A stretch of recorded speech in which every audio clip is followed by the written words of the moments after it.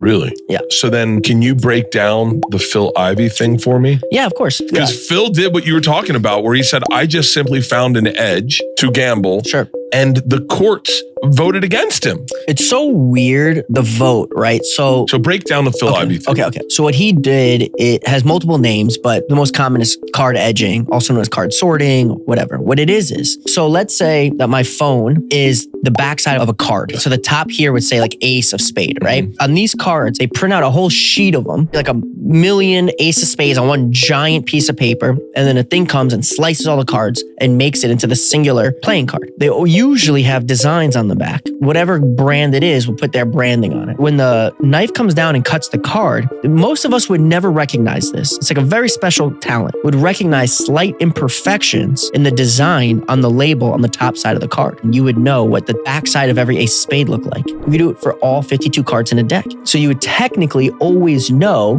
while the card was face down what card you're looking at. It's almost like you have x-ray vision, but you're memorizing and studying these slight imperfections in the design on the top side of the card. So what Phil did was he knew that. And the woman he chose, a woman named Kelly Sun, who's infamously known to also be able to do this. I'm only going to say what's in the court documents, right? Okay. It was Borgata and Crockford's, the one that's in London. And he said to them, he goes, hey, I'm going to wire X amount of dollars. I'm going to play Baccarat, but I have some requests due to superstition. They go, sure. Asians are huge in superstition. Gamblers are huge in superstition. Baccarat is an Asian gambling game, the most superstitious of all the games in a casino. So they go, sure, buddy, whatever you want, weirdo. And he goes, I want you to use this particular brand of card. They go, sure. Why not? Okay. Well, he goes, I want a dealer that only speaks Cantonese. Sure, we have plenty of dealers that speak Cantonese. He goes, but because I don't speak Cantonese, I need a translator that speaks English and Cantonese. I'm going to bring my translator. I go, whatever you want, buddy. Well, the translator he chose was Kelly Sun, the one who's infamously known to also know how to card sort. So now there's 2 card sorters on a team standing next to each other. He also said, I want a particular shuffle machine and I want a particular shoe, which is the plastic part that holds the cards. And he goes, and when you deal the cards, I don't want to make my bet till after all 4 cards are out and they're face down. And they agreed to all his requests. So they're getting face cards down. He's got a dealer who can edge the cards. Well, his translator can. He didn't actually care about the Cantonese dealer. He needed an excuse to get the Cantonese speaking card sorter in there. So they agreed to all his requests. And they're thinking, what weird superstitions, but we've seen weirder. Whatever. So he brought her saying, this is my translator because I don't speak Cantonese, but I need a Cantonese only speaking dealer for my superstition. So it's an excuse to get her in the room with him. Wow.